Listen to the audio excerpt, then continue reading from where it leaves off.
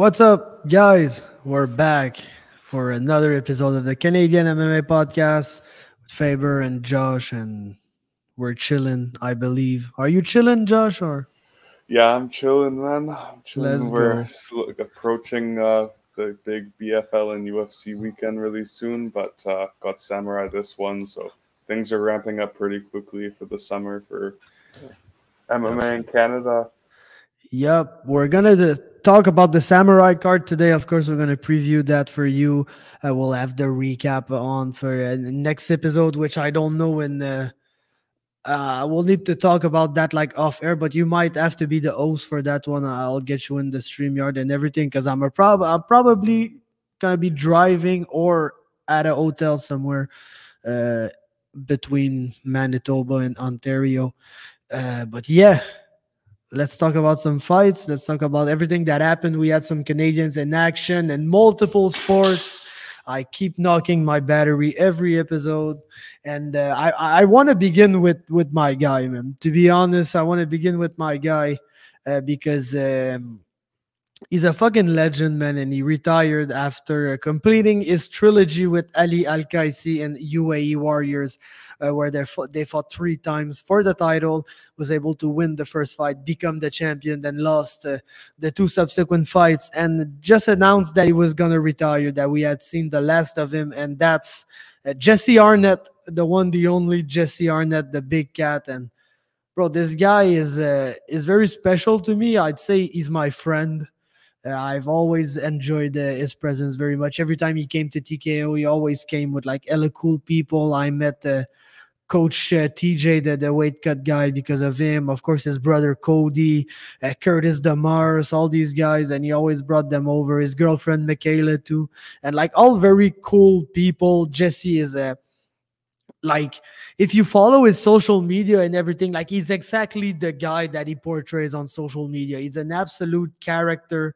He's super colorful, funny as fuck. He's super witty, always has stuff to say, and he's also like a very, very, very good guy. And like, if there's one Jesse Arnett story that like I could tell you guys, because there's some I absolutely can't tell you, but if there's one that I can tell you for sure is what happened at the TKO 48 when he last fought for TKO, because it was the last TKO basically. But at TKO 44 in Quebec City, Jesse fought Nate Maness, defended his title against Nate Maness. Bro, I can even go further in that story because it kind of has a tragic start. That fight with Nate Maness should have never happened, because Jesse Arnett was offered a fight on the first Ngannou against Stipe pay-per-view.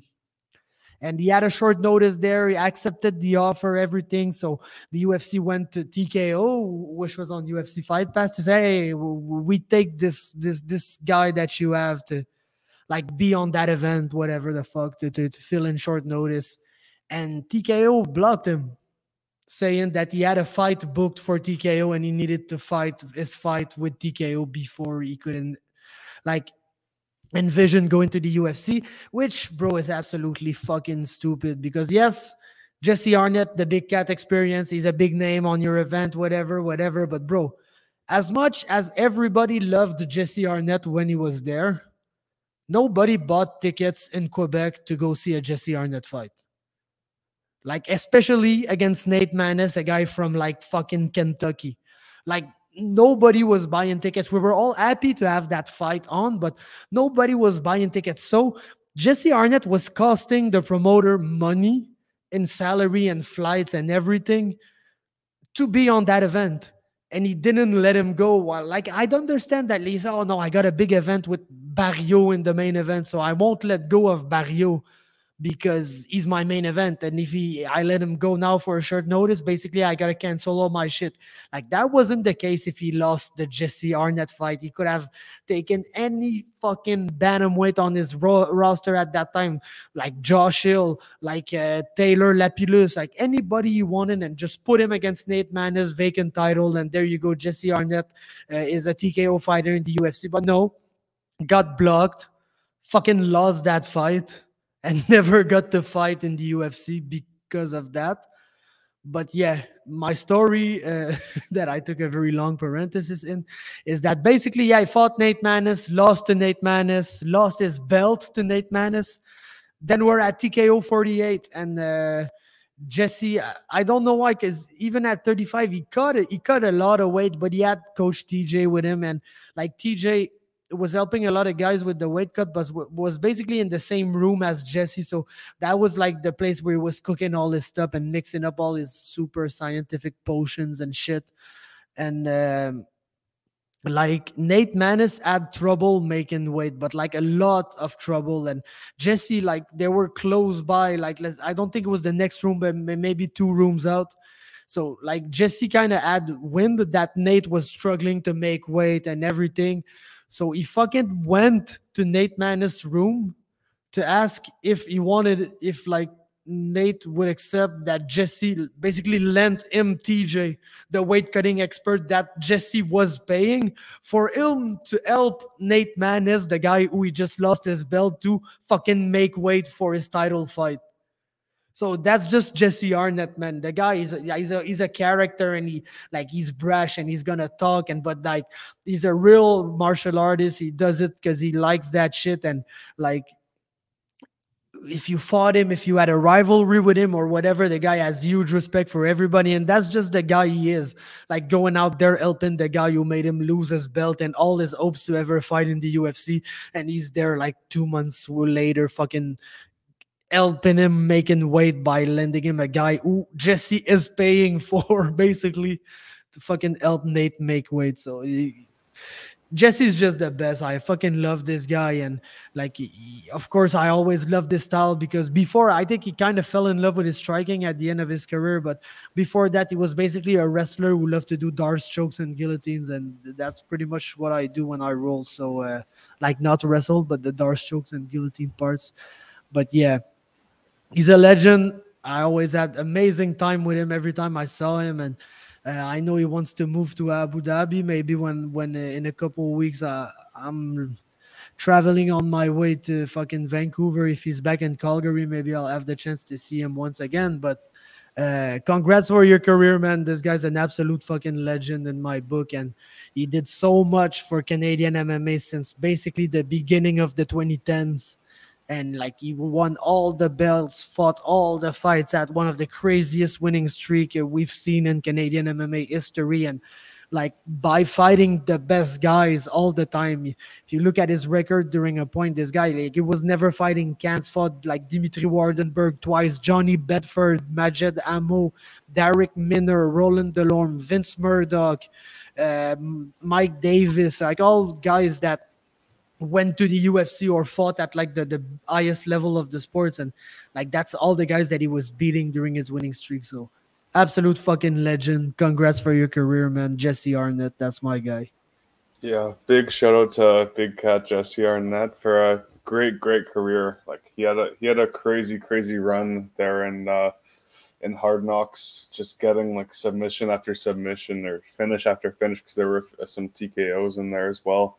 But to be able to finish the career over with that trilogy in UAE, take the belt from their guy, and just have like those huge fights and end the career like that, it's pretty great. Legend of the Canadian MMA scene, and yeah, super entertaining personality and fighter. All of his fights are always live up to the hype and always super fun to watch. So yeah, big shout out to Jesse. Thanks for all those amazing fights and a great career. Congratulations. Hope the next chapter of your life is successful as your MMA career was. Yeah, of course, man. I'll always wish good on that guy. And like, as for the fight, to be honest, I don't want to say like I think he did okay. He was competitive and everything, but like if you've seen peak Jesse Arnett, like that wasn't it anymore, to be honest. Like, and that's probably why he retired. The guy is super intelligent, and like he knows, he's self-aware and everything. He knows where he's at in his career and everything. And like he's not getting younger. The guy, he's pushing on 40 now. He's 38, and he's gonna be 39 this year.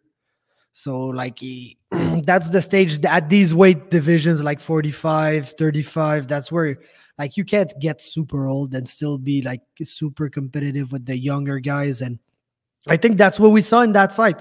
He was technically good. He was doing some good stuff.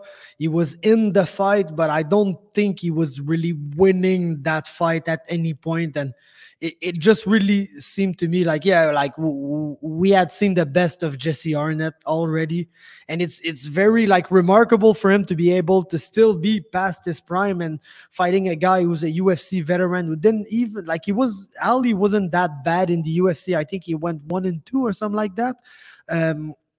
So to be there for 5 rounds with a UFC veteran and be competitive and everything at his age, when clearly you see that like it's not the big cat that he used to be. He's a little slower. You see that the wheels are kind of falling off, but yeah, very gutsy performance. He was there, I think took a round of the guy even, and I don't really know if it's the first one or the second one, because I'm gonna be really honest, I tuned into the fight and they just started round 3, so I didn't see the 2 first rounds. But from what I saw in the 3 last rounds, like it didn't lack cardio, it didn't lack everything. It's just a little slower than it used to be, and at the peak of the sport, it's not gonna be easy for him, and chose to retire and not just become one of the other old fighters that we really love, but that are just getting badly knocked out every fight, man. So, yeah, I'm pretty happy about the performance in that fight overall. Yeah, I thought it was a great performance from, like, obviously not a great performance, but he went out there and went 5 rounds with their champion, guy that's still fighting at a high level, and Jesse's still fighting at a high level. Like some of those guys that he was fighting, took the win over Gaz. Yeah, that guy, like the undefeated Dagestani. Yeah, that was an like crazy performance there from Jesse in that one. But to just thinking about this one that he just had, though, yeah, probably one of those earlier 2 rounds he might have stolen, and yeah, just looked like he was a step behind out there, but was still always in the fight and he was landing his shots. But yeah, I just wasn't able to get it done out there. He just, like I said, looked a bit of a step behind, but was in there fighting at the title fight level in one of the better regional promotions in the world. Yeah, and the thing that I know is that he's super injured, like permanently, basically. Like Yeah, there's just some injuries that he has that like surgery. they're not going away, and if he's still fighting, he's gonna have to deal with these injuries every fight, and like they're not gonna leave. So just makes it super fucking difficult to perform at a high level when your body's kind of quitting on you and everything. But yeah, shout out to the GOAT, man. It was a fun fight to watch too, because I don't know, it was in those 2 rounds that you missed at the start, especially. He was like emoting so much, and I think he knew it was his last time, so he was gonna enjoy every second of it. And yeah, like anytime a shot would land or not land, he would always have something to say or react to it. And yeah, it was just lots of fun to watch that fight. Yeah, it was a good fight, man. Did you have the chance to see the Taha fight the day before?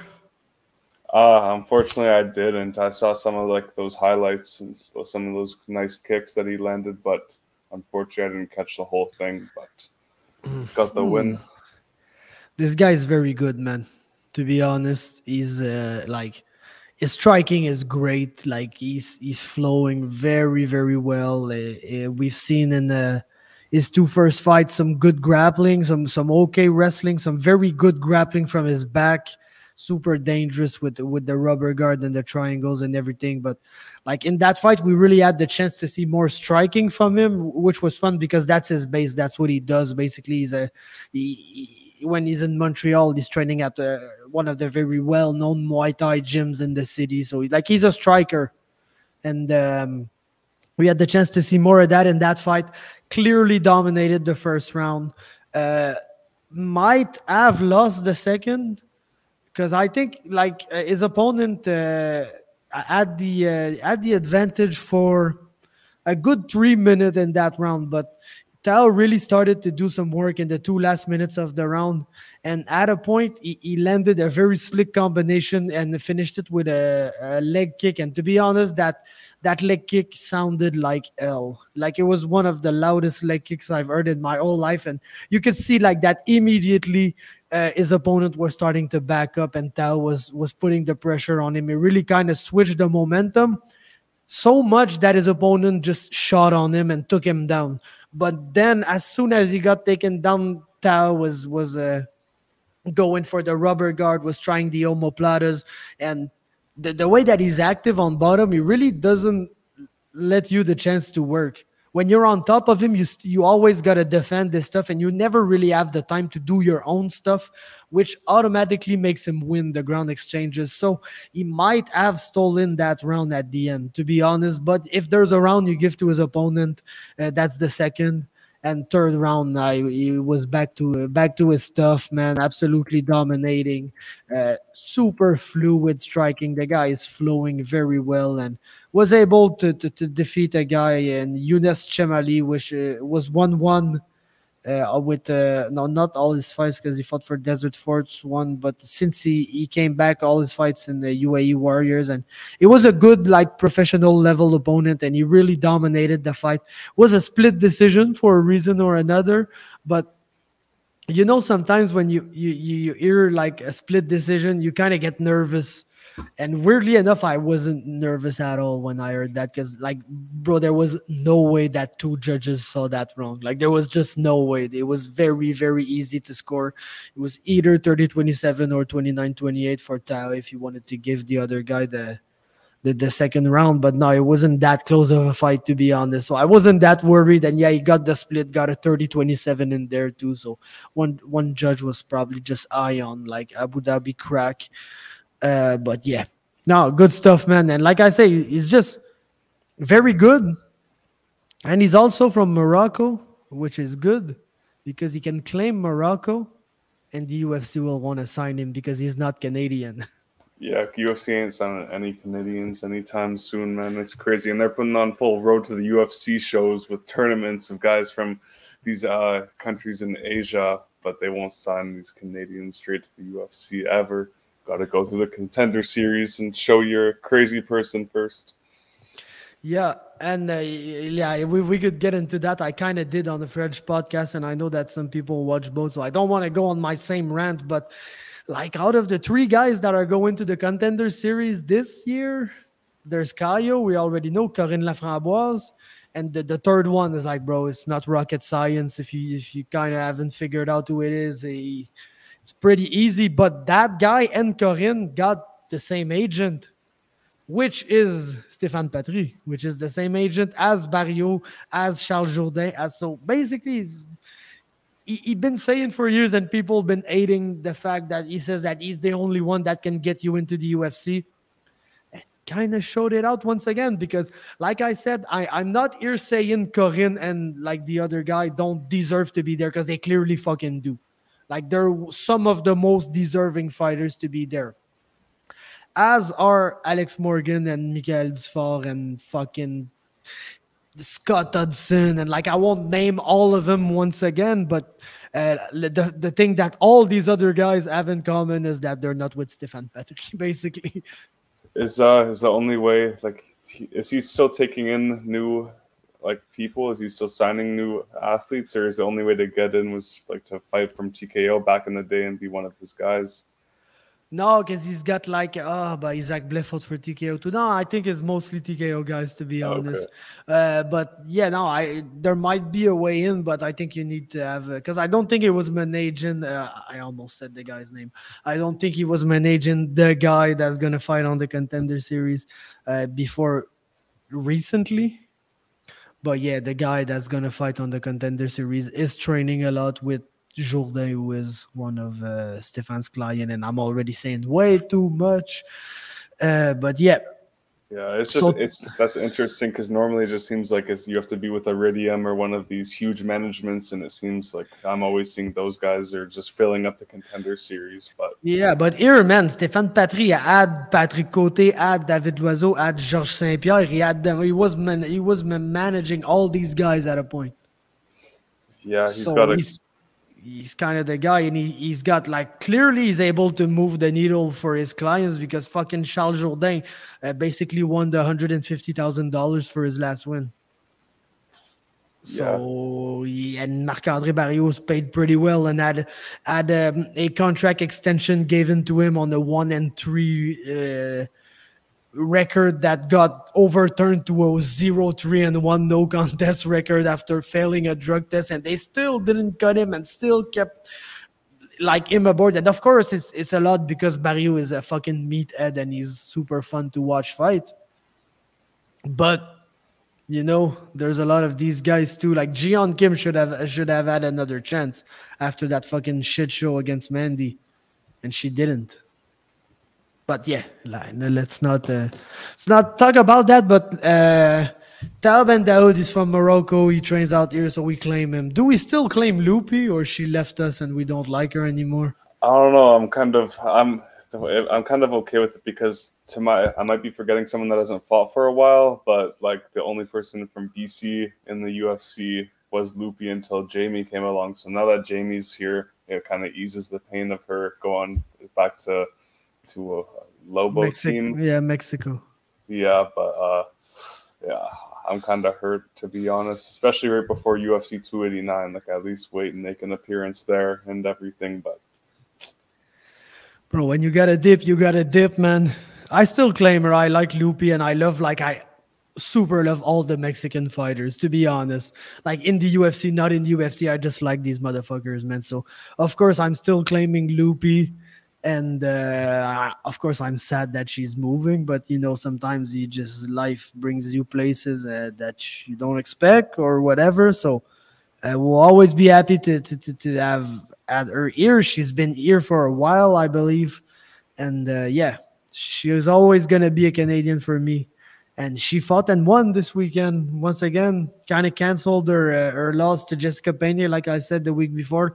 I don't know if I told you before we were on air or after we were on air, but I did not watch any of the UFC. Basically, I had a birthday party of one of my really good friends. So I decided to be cordial and not to be like the fucking guy at the party sitting far from everybody on his phone trying to fucking stream a fight or whatever. So I didn't see anything, and I haven't had the chance to watch it back yet because I'm kind of busy. So what the fuck happened, man? Man, Loopy she pieced her up in the first round, like, pretty bad. I was kind of worried it was going to get stopped because I had a little bit of money on the over as well as Loopy, but yeah, like she beat her. All of the Ducote looked really, really damaged at the end of the fight, and all that damage pretty much was done in that first round. Like, Loopy was just landing clean over and over again. And second round, Ducote started to find her timing a little bit and came out a bit better. Loopy did take it on super short notice, and she was just on vacation 2 weeks before the fight, so maybe that played a bit of a part in it. But yeah, Ducote did a bit better, but Loopy, I thought it was still pretty clear that she won the second round. She landed the cleaner strikes. The left hand she landed a really good hook quite a few times with that left hand, but then third round as well, like, it was close, but clear that Loopy was outstriking her and ended the fight with a nice takedown as well. So really, really good performance from Loopy to come in on short notice like that, and when they both had just lost to Angela Hill. So it sort of puts her above that level of Ducote, and yeah, super happy for her because, yeah, even though she just went to Mexico, I might have sounded a little bit as salty there, but I still like her a lot. I'm a huge fan of her, and yeah, great win by her. Yup. So now my big question is, have you seen the Jade Masson-Wong fight? Oh, of course, man. That fight was nasty. When she dropped her, they gave Taylor Starling, I swear, so long, because she dropped her with like 15 seconds left in the round. Then there was the 8 count, and she was okay by 8, and they waited like so long. Then tried to bring a doctor in with like 3 seconds left, and then Joe was just like foaming at the mouth waiting to get at her. But yeah, it was a great performance by her. That was some nice underdog money as well. I went crazy with the DKFC on Friday night. And yeah, I was super happy for her. It was a sick win, and I was kind of nervous just because I follow BKFC a little bit or here and there, and it seemed like Starling was kind of their fighter, and I felt like they were trying to get her to bounce back, but no, they threw her in there with a pit bull, and she got messed up. Yeah, man, and to be honest, I think Jade was kind of frustrated at a point because they didn't book her for a long time, and like she even went back to Florida to train, like to get a camp in before our fight, because they told her, "Oh, we're probably gonna book you on like that card," and they didn't. So she was kind of pissed off about that and a little salty for a while, and I was wondering like when is it coming, and when it's coming, she really needed to like take advantage of the opportunity, and bro, I think she maxed it out, man. Like from the face off, which like was all over Twitter and everywhere, because like yeah, of course they're kind of like, if you're into that style of woman, they're kind of attractive for that style of woman, which is like the super like tattooed kind of badass girl. Like it's not for everybody, but if you like that, they're both considered pretty hot. So of course the face off did hella views and stuff, and then she put on an absolute clinic during the fight. She won, and like I think they're probably gonna rebook her quickly. Like she didn't take much damage in that fight, everything was good. So I think she may be set for, won't say a quick turnaround. I don't even know like how quick a turnaround there can be, because I don't know how often these fucking events take place. I don't think I'm aware of every BKFC event that takes place, to be honest. But yeah, I hope that they did that.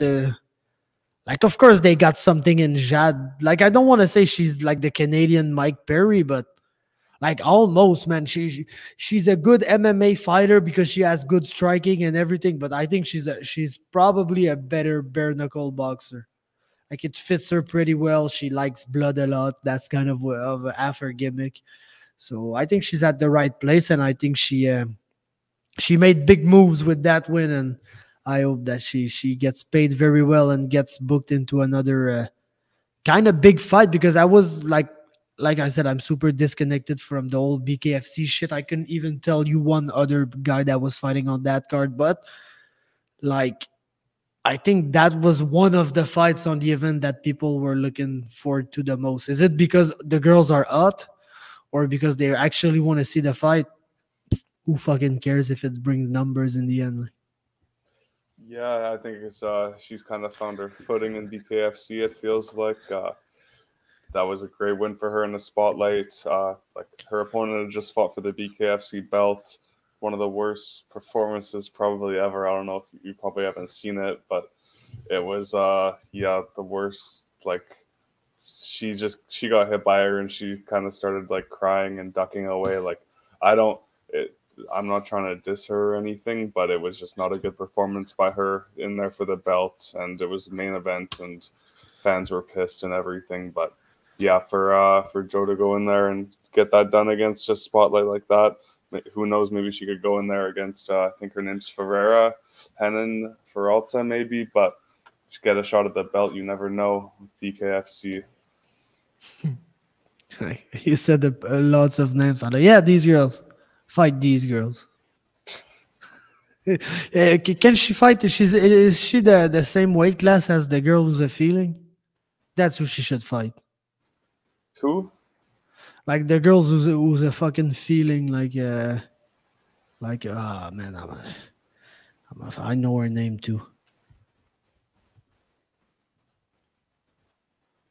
I'm gonna find her, man. Britain Art.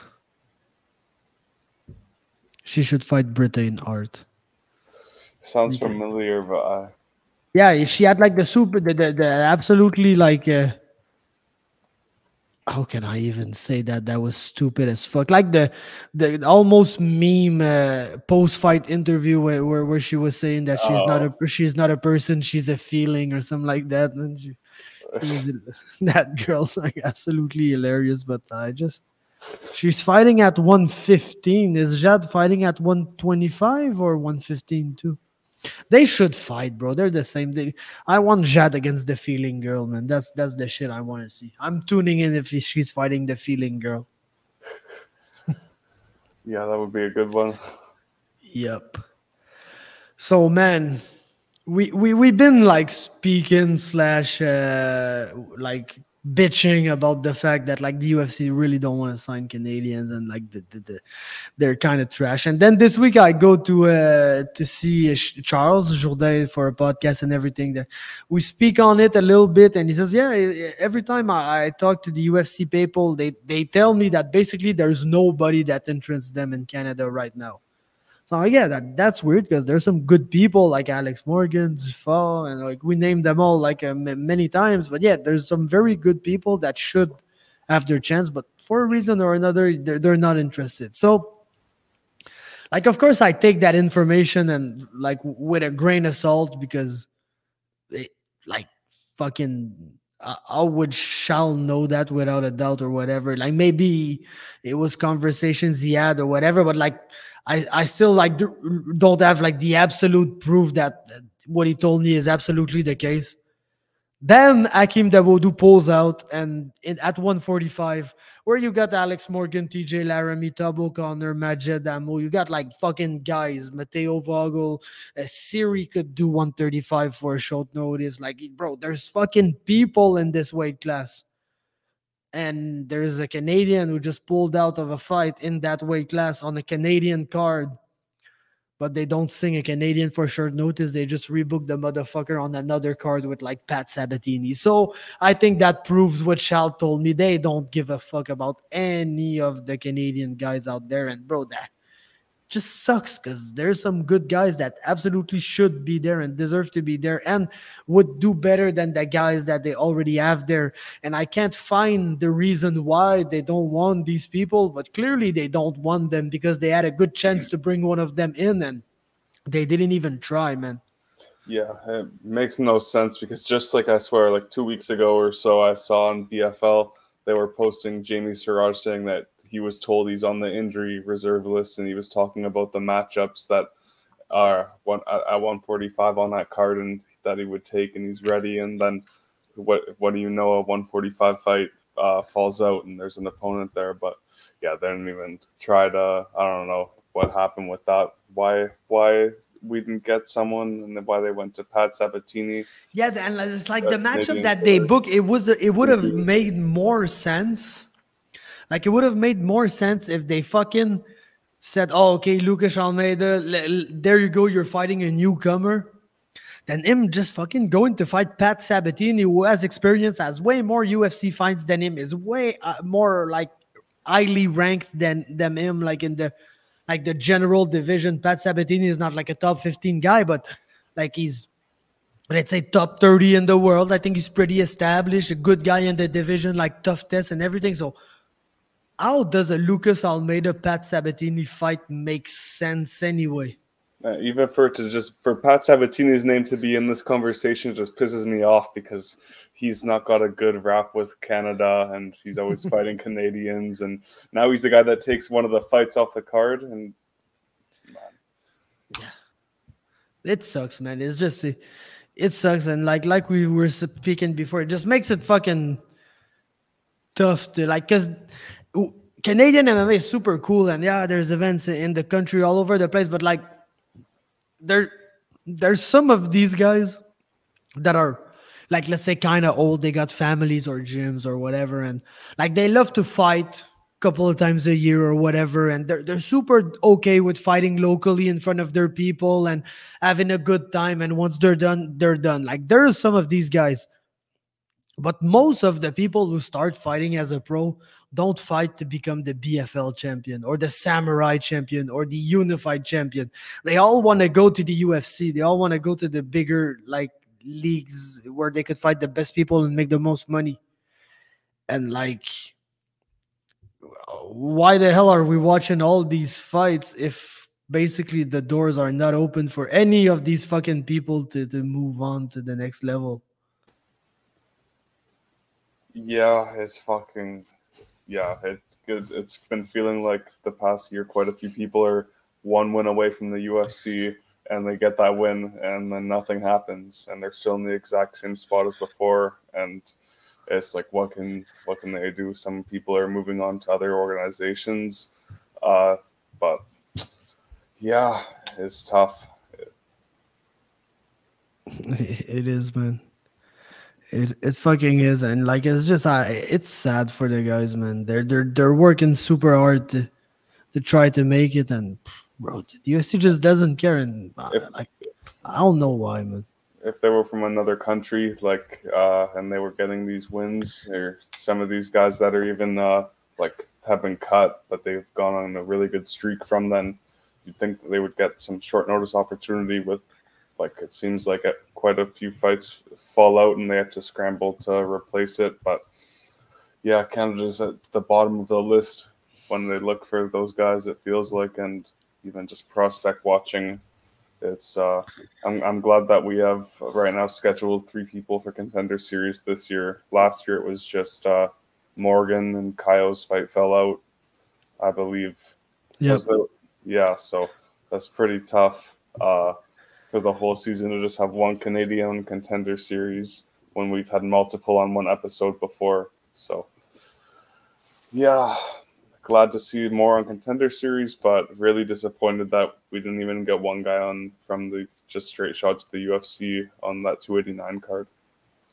Yeah, especially when there's a pullout in a division where people are available and training and ready. Like, but what are we gonna do, man? It is what it is, and I think it's time to fucking speak on the Samourai card that's coming. Let's get like a little hyped up or whatever, because now we're falling back into negativity, and I don't like that shit. Even though we gotta say it like it is, man. I'm never gonna come here and just fucking lie to you guys and pretend like, oh, everything is fucking great when it isn't. But yeah, Samourai card is great. It's gonna be a good ass time, and we're here to fucking preview all of that shit. I'll send you the card right now in your DMs, and I'll let you, because I got stuff to say about like pretty much all of these fights, but I'll let you begin and basically say the stuff that you want to say about some of the fights that you want to talk about, and then I'll add to what you say and talk about the other fights. So Okay, yeah, well, just starting on, man. Like these first 3 fights, all of them look, they're going to be some pretty fun matchups between them. Like probably going to be some pretty wild fights, but getting to like Patrick Connors and Moon. Moon hasn't fought for a while, I believe, so get to see him back. And Connors always puts on a fun fight. Everybody loves Kevin Bastian Popovic, so that's going to be a really fun fight. Isaac Blaze is back against Cruz. Spider-Man against fan favorite as far as MMA talk goes, from Mauricio Cruz. And yeah, Tommy Morrison fighting yet another Mexican. I'm sure that's going to be a really fun fight. Tommy always, they're always fun. I hope it goes longer, just because it's just super entertaining. And skipping up ahead a bit, like Mladen Bresniak's going to be nuts. And Ramsey coming off of that crazy super quick knockout he's taking quite a bit of a step up record wise, looking just at the opponent, so that will be fun. And Louis Jourdain, he's coming off that crazy performance against Sagman, which will be good. And these last 3 fights are pretty big, even for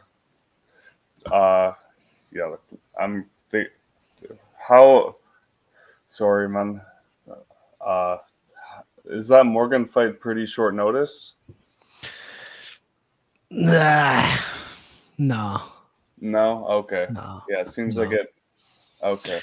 I think he kind of said that, but like, yeah, it's not how it works. Okay. Because like they had an opponent, they had the date or whatever. But yeah, of course, like they didn't want to announce anything too close to like too far in advance, because they wanted Morgan to be available for the UFC if whatever stuff happened. But clearly stuff happened that it didn't change anything. So yeah, they just put the fight out. But now like he knew more than like a month and a half in advance, I'd say. Okay, yeah, well, some big fights. It's always a huge deal when Morgan's on the Samurai cards, and Bronson as well now. He's defending the belt and fighting Vargas. This is a pretty big name. He just fought Paddy Pimblett, the big cash cow in the UFC. So I'm excited for this one. And yeah, the main event, you got LeBlanc and Takisi. I'm excited to see LeBlanc in there. And yeah, he's got slick hands, so I can't wait. Sounds like it's going to be a packed house for him too. Yeah, it's going to be a big night for Julien. And like, I hope everything goes out like how he wishes it goes, because like, bro, basically brung 500 people to this place. So let's hope everything ends up well for him. But he's got a hell of a guy in front of him. Like, fought for UAE Warriors, is like 6'6", judoka. So once again, like, Julian lost his 2 last fights. Yes, there was like huge layoffs between them. And like, if you look at Julian, his fucking topology page is one of the craziest sites you're ever going to see, because the guy basically should have 20 pro fights, but still fought like 7 times in his whole career, because he got like 13 of them canceled for like, when I say all the reasons, like all the reasons. Name a reason why a fight could be canceled. Happened to Julien Leblanc. So yeah, it's a big night for him. It's a very tough fight, to be honest, style matchup wise, because like I said, he lost his 2 last fights, and he lost them to people who were trying to take him down. And one of them is Damien Lapillus, who, yes, they fought at 170. Julien should have never tried to do 170. Basically, like, killed all he had. He left it in the sauna trying to make weight. So he wasn't himself for that fight, but still got super taken down and dominated on the ground by a guy who's a 155er. As a 185er, that's kind of tough. Then fought a huge fucking wrestler for LFA who was able to also kind of take him down and do his stuff. But that's a good challenge for him. Another guy who hasn't fought in some years. So they're both probably gonna be a little rusty or whatever. So it's not like Julien's coming back to fight a guy who's been active and is like got the well oiled up machine and everything. So very interesting matchup in that main event. And I'm gonna be nervous, man. I'm not gonna lie. I don't know Saladin, never spoke to the guy. I'm sure he's pretty cool, but Julien he's like one of my very good friends in this game, like a Michael Dufort or something like that. Basically, when there were the TKO cards in Gatineau or at Jiu-Jitsu tournaments in Ottawa or whatever, I slept at Julien's house when I went there. So the guy is one of my very good friends. So I'm gonna be super anxious for him. I know it's a huge moment for him in front of all his people, and I just like dearly wishes that everything goes according to plan. And like, because if he comes out and gets a spectacular win, it's automatically gonna be the best night of his life. And of course, I wish that on my friend. So I hope that's the way it turns out. But like, it's not a fight that he's gonna win easily. That's for sure. It's a very tough opponent. And also a guy in Dixie who's been in Montreal for a little while. He's training at Track Fit Boxing and the TriStar, because most of the guys at Track Fit Boxing train at TriStar too, because the coach is Francis Carmon, who's at sorry about that, but yeah, he was always a TriStar fighter before he started that gym. So lots of cross training there. So very good opponent, 6-6 against 6-3. And the smaller fighter in theory is going to be the guy who will try to stay on his feet for that fight. So very interesting matchup. Then our co-main, I think you summed it up pretty well. Kazula Vargas went to 1-3 in the UFC, but lost one by DQ in a very weird fashion to Brock Weaver. That basically TKO'd Brock Weaver, but it was an illegal knee, so he lost. Then the Paddy Pimblett fight put him in all kinds of trouble at the beginning. And yeah, Paddy was able to survive like he always does and win this fight. But that's the thing, that Like the concern that I had against Robert Sears, like the small concern that, oh yeah, Serres might just come in and blitz him the fuck out. It's kind of the same concern that I have for Vargas, because Vargas is like, it's not going to get better as the fight goes on for Vargas. But we've seen Ronson in the Rafa Garcia fight just have like a tough start and not really being able to shake it off and get into his fight like he used to do before. He had, like, when he was younger in his career, he had some tougher first rounds and then just came back like a house of fire in rounds 2 and 3 and easily won the fights. Didn't seem like in his last performances he was able to shake off a tough first round as easy as he was able to do earlier in his career. So that makes the fight very interesting, in my opinion. And Vargas just came back from the UFC.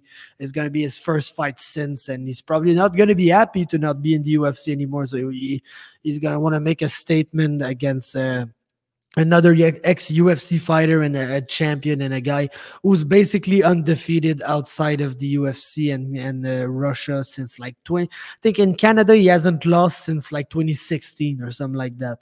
So Jesse Ronson is basically not the guy you win against in Canada, but Vargas has his shot for sure. Then I haven't really dove yet into my Takuyo Nagata tape, but I know that weirdly enough, he trains in London with Sam Stout. So that I was pretty surprised to learn that, but I think that's pretty good. And he's gonna fight Alex Morgan, so I hope he's fucking ready, because we know what Morgan does. Then Jourdain and Silva, that's just crazy ass fight, and a crazy ass fight that's gonna deliver. That could become one of those Louis Jourdain fights. So like you got three types of Louis Jourdain fights. You got the Gabe Sagman type of Louis Jourdain fights where he just styles on the poor guy and beats him up badly. You've got the Louis Jourdain faces a grappler and kind of gets taken down and maybe even gets submitted. And you got the Tony Laramie versus Louis Jourdain, or the Sebastian Ruiz versus Louis Jourdain, where it just becomes like crazy as fuck and like all hell breaks loose and they just try to kill each other for 15 minutes and often like are not able to say, so they just go to the decision and give us like a crazy ass 15-minute war. I think that fight has the most chances of being that third option, to be honest, because Diego, we've seen him against Tommy, like Tommy was able to outskill him here and there, but a lot of that was because he landed some takedowns and had some good moments on the ground. I don't think Louis Jourdain is going for any takedowns in that fight. And it's going to be his first fight at 125. So maybe the weight cut, I don't know. I think he's probably going to be all right. He's not that big of a guy, but first fight in a new weight class and you fight just like, bro, Diego's a nightmare. Even if you beat him, he's just going to be in your face and he's going to be super aggressive and ready to brawl and exchange and everything. So that might be like and I won't say the sleeper fight of the evening, because when you see Louis Jourdain, you kind of know that it's going to be absolutely crazy. But that might be the crazy fight of the evening. Then Joe Ramsey against Juan Ramon Grano, who is 9-6-1. He's going to be smaller than Joe. I think he's already on weight. So I'm kind of concerned by that. I won't lie, because Joe is super powerful. He's super quick and athletic and like shredded and big and tough. And so you don't want to really come in underweight against that guy. But he's got like Joe Ramsey is 3-0. So to fight a guy who's got basically 17 pro fights with 9 wins and like, it's a huge step up for Joe. And like the thing that I didn't mention against on the fight before is that it's Louis Jourdain's first fight at 125, and like we won't lie to each other when we say that it's kind of a measuring stick fight here, because we've seen how Tommy does against Diego. Now we're gonna see how Louis does against Diego, and we know that everybody in Quebec kind of wants to see Louis Jourdain and Tommy Morrison fight each other. So let's say Louis has a good performance, wins, but like it's kind of close. You can say, oh, Tommy, yes, has only 3 fights, 4 after this event, but he's not that far from Louis. But if Louis comes in and absolutely styles on Diego and it's not even close, then you can say, oh yeah, I think Tommy needs like a year or two of very tough fights before he's able to be at the caliber of Louis Jourdain. So good measuring stick fight here for the boy Louis. And to come back to the other fights, if Ramsey beats Grano and then Mallet wins the fight after, they're absolutely fighting each other for the inaugural belt. Like 100%, probably main event in Sherbrooke or Quebec City, since that's probably the two cities that Samourai wants to go to next. And one of them, Ramsey, is from Sherbrooke, and Mallet is from Quebec. So like that could be the most important moment of the card for the future of Samourai, because like we might set up one of the very first big, because we had some big fights, but that would be a big local fight, and that's what fucking sells ticket and makes like people interested and invested, because that's the fights we remember from TKO, the Jourdain Laramie, Jourdain Morgan, like the times that Ronson fighting Michael Dufort. That's what we want to see. Basically, it's cool to have Ellen Mexicans coming in and like giving tough tests and trying to win very hard, but most of the times not winning. The things that we really want to see here, to be honest, and I know that some fighters wouldn't agree with me right now, but we fucking want to see Ramsey fight Mallet. We want to see Tommy fight Louis Jourdain. Like, we'd like to see, I know that it's never happening because they're homies, but I always get the we need to see Alex Morgan fight Fred Duprat thing, which never happening. But of course, the people, they want to see the guys that they know fight each other. So if we're able to set that up here, could be some big business for what's next. Then Alain Majoric making his pro debut. That's another guy who sold like $40,000 worth of tickets for that event. It is going to be his first pro fight. He's not young. I think he's 35 years old or something like that. But trains out at Gatineau, is super serious. A very good fighter. He won some amateur belts against some very, very tough competition. So I can't wait to see not what's next, but to see his first fight. And he's fighting a French guy who is already 1-0 in his pro career, and is one of the obscure ones. Like, there's some guys from France with 1 or 2 fights that you try to find like footage or info or anything on them, and it's just very tough. I think Baji might be one of them. Then Tommy against Francisco Ramirez, and I think Samourai fucked up. There was a mistake on the poster, because on the poster Francisco Ramirez is listed as 2-1, and if you go on Tapology, there's 2 of them, and the 2-1 fighter, I don't even think is fighting in the same weight class as Tommy. So it's not that one. It's the one I know he's nicknamed Canelo. That's the one that he's fighting. So like, I don't know much about him, but Tommy has fought his fair share of 1-0 Mexican fighters who were like way better than they were ever allowed to be. So man, another Tommy Morrison fight. Gotta be excited. Then Blair against Cruz. I hate that shit. I told Mauricio not to take this fight, and he wouldn't listen to me. I'm very mad at him, but I still love him because he's my best friend in the whole world. And I hope he does well, but I also hope Isaac does well, because I like Isaac a lot, and I've been knowing him for a while too. But yeah, this like in the end, you're gonna look at Mauricio's record and it's gonna look like absolute trash, because he's probably gonna be 1-5 after that fight. But if you look at the people that he came here to fight against, it's kind of stupid. Like the level of opponents that he came here to fight, like Amro, Mehdi Zaidvan, like, bro does not give a shit. And like, to be honest, he's probably fighting his best opponent yet in Isaac. So very, very tough matchup for Mauricio. Isaac, if you've seen his days at TKO, was super spectacular fighter, and like, not spectacular because he brawls, spectacular because he's like supremely skilled everywhere. And you're like, bro, I want to see that guy fight more often. But yeah, then Kev Popovic is my guy, fighting Fodel Bentayeb. He's a Frenchman. He's 2-2, which could look kind of bad. But like, his 2 wins are very expeditive finishes, and his 2 losses are like split decisions. So you know that this guy, like, he doesn't go away. And Kevin is kind of very good at putting people away.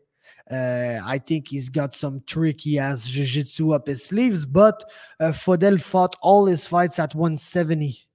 They're going to be at 165 for that one, but you know that like Kevin basically is a lightweight, so Kevin's not going to be in his weight class for that fight. So um, I don't want to say he's going to fight the bigger fighter because Kevin is like 6 foot tall and super rangy and everything, but no, it's gonna be. I think it's a cool fight because you got a super good finisher on the feet and on the ground against a guy who does not win all his fights, but like just never goes away and is there for 15 minutes. So I'm really looking forward to that one and to see the whole NTT crew come to Quebec. I always see them in Ontario. Now they're gonna be on my turf, so I'm happy to see them there.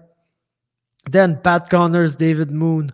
Absolutely love both of these guys. David Moon is really experienced. I don't know why he's that early on the card, but a very good fight here. Pierre Patry, that fight's not gonna happen. Unfortunately, that's the one that we're gonna lose here. Simon Lagarde, Amon Nassar. Bro, I think Simon Lagarde put his own self on that card. I don't think it was in the plans. Like, he's not from the area, really just fought and lost in 30 seconds. So I think they were planning on maybe like asking if he wanted to fight on the next card later this summer. But no, like he kind of harassed Daniel until Daniel found him a guy to fight on that card. So congrats to Simon Lagarde for putting his own self on that card. You got to appreciate that. And then first fight of the evening, which is one of the most intriguing for me, to be honest. Guillaume Poulain, Matt Bednarek. And it's just because Matt Bednarek, like he probably could be 2-1, basically, coming into this fight. There was the Matt Smith fight, very back and forth decision. He lost, but could have won this fight. And then his last fight at Prospect FC, where he got guillotined out of nowhere by Proto Manny after winning all the fight, basically. So, like, he should have at least won one of these three fights. The other fight being like a short notice up a weight class against Dorian, the guy. So that was never going to go too well. But yeah, Bednarek comes in 0-3, could be 2-1.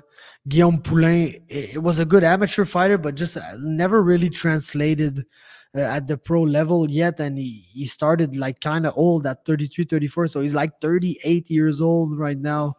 So like really interesting because he packs a good punch and he's a striker and he's not afraid to brawl. And you got Bednarek, who's like supremely skilled, but kind of like lets these fights slip away from him from times to times. So yeah, that's about all that I had to say for this card, man. Sorry for going on like a rant for 10 minutes here, but yeah, I'm excited, man. No, that's okay, man. It's all good. You got good insight, and I'm excited too. It's going to be a really entertaining card, I think. With, some high-level talent on there as well. Yeah, absolutely, man. It's going to be great. And fuck, man, let's go. It's Samourai, and I'm driving to Vancouver, and it's fucking like, bro, it's happening, man. Vacation time for me, man. For 1 month, I'm gonna be off work. It's gonna be like I'm gonna live my best life, man. I just can't wait. Yeah, 1 month, and it's perfect timing too, because like you were saying, BFL is always there before or after you get there, and this time it falls perfectly, as well as the UFC. So maybe you might snag some tickets to that too. But bro, it keeps dropping, man. I checked, and yeah, now I'll end up being right at the end. I'll get some tickets for like $200.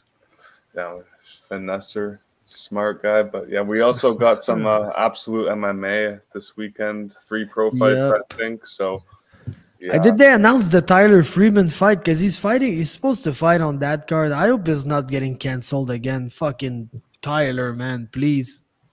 Yeah, I just saw him that he finished his camp today, so I think he's good. Is his opponent good? That's the question. Yeah, that is the question. But yeah, it looks like there's 7 or 6 fights on the night, 3 amateur, 3 pro. Or Tyler Freeman's fights there, but yeah, I don't know. It's hard to. I can only find the full card at one spot, but it's on the story somewhere. So I apologize for the not great information. It's just been hard to find all of these fights. Yeah, basically, Absolute MMA is organized by Champions Creed MMA. So you got the Champions Creed prospects fighting guys. You've got like Ramil's fighting, Mac is fighting, Nick LeBlanc, and Chris Bryan. And then Chris Bryan's fighting Tyler, and the other guys are fighting Mexicans. One of them being weirdly similar to the Mexican fighting on the fucking BFL card, but I said that last week, so I won't repeat myself. Yeah, good luck to all the Canadians fighting there at that Absolute event. Looks like there should be some fun fights there. If it lives up to like the classic Canada versus Mexico fights. Yeah. Let's keep it at that, man. But is that it? Is that all we got this week? Yeah, I think that's about it. We've got those events. Yeah, we're off UFC for a couple of weeks. That's cool as fuck, man. I like it so much. I know you're probably like super. Well, you can't be pissed off. You just made a bunch of money on that shit, so you can take a week off. There's probably gonna be some super meaningless MMA that you can bet on anyway. So yeah, I forget what it was, but there's a road to the UFCs next week, so you already know I'm gonna be having to bet on that shit on these Asian prospects that have the 40 fights. That's funny. It's like here's a 21-year-old Chinese guy. He's 41-13. Like you're like, what the fuck? Yeah, they got all these guys on the road to the UFC, but can't sign my guy Mick Dufort after finishing Violent Bob Ross. Yeah, violent to his wife, Bob Ross, man. Oh man, maybe we're gonna live in a better era sometimes, but yeah, it's tough, man. We're not eating out there, but who knows, man. Let's be positive and say that like UFC 289, despite being a horrible card on paper, is like gonna be the greatest pay-per-view of the last 25 years, and then every 3 months they're gonna be like in Vancouver, Toronto, Montreal, fucking Alberta, wherever these people live at, man. Fucking don't go to Winnipeg, please. That's sad, but yeah. Like Ottawa, maybe one out east. They're gonna be every 3 months. There's gonna be a Canadian events with like new guys, prospects, and everything. So let's hope that, man. Yeah, let's just hope that. Because while the UFC's kind of been lackluster with the Canadian, like they haven't been signing lots of Canadians. Regional scene's been good. So when they finally decide to open their eyes, it's probably gonna be a big floodgate of quite a few people at once. When they know when they see people, they'll see a bunch. Yeah. Hey, before we go, one question just for fun. Did Ngannou win or did he fumble the bag? It depends how you want to look at it. I'll try to answer quick, but like he's got safe money guaranteed and he's fighting. If he gets a boxing fight, he wins big time, yeah, I'd say. But if it's just fighting MMA with PFL, it's a pretty safe, easy $30 million or whatever it is for those 3 fights. But if he took the fight against Jones and beat Jones, I think that would you can't compare what he would, the legacy you'd have compared to now. It seems like he's probably not going to get a boxing fight with one of those big names, but I don't know. I think he lost. I think he should have taken that Jones fight. But I don't know, man. My subsequent question, like my follow-up, is that like basically they gave him all he wanted, but does all he wanted even exist? Or it's just like fucking stuff that is yeah, PFL Africa, bro. That's yours. That's all yours. And then that other shit too, bro. You can have it. And of course, yeah, equity, bro, for sure. But like, are these things actual things, or is just I have that and shut the fuck up and sign, please? Yeah, well, I never heard about PFL Africa until this, so yeah, we'll see if it exists after his deal's done there as well or anything. But yeah, I wonder how much of it is. I think like definitely the money, and they're gonna be paying his opponent well. Yes, but fuck, I haven't thought about it that much about like if this should exist even. I think it's doesn't matter if it exists or not. It's not going to really be bringing in any revenue because by the time PFL's making money is probably by the time Francis is long gone because they're in so much debt now. But they've just had investors, and now we're finding out it's the Middle East just pouring in money there. It's going to be a long time before that company starts seeing any profits. So, Bro, it's never gonna see any profits. Like either they're gonna keep losing crazy ass amounts of money like one, or they're gonna just fucking shut down and be something else. Like as much as I hate them, I don't wish that because like yeah, they provide like another option or another opportunity for lots of these fighters, but like bro, like how much I hate that fucking promotion, bro. I'm not like coming out here today and saying that oh yeah, definitive like everything that they told Francis definitely exists and is tangible stuff that's definitely gonna happen and everything, bro. I don't know, man. yeah, I think that's a question for Jesse Ronson. Yeah, no, I don't think he's the guy to answer that one.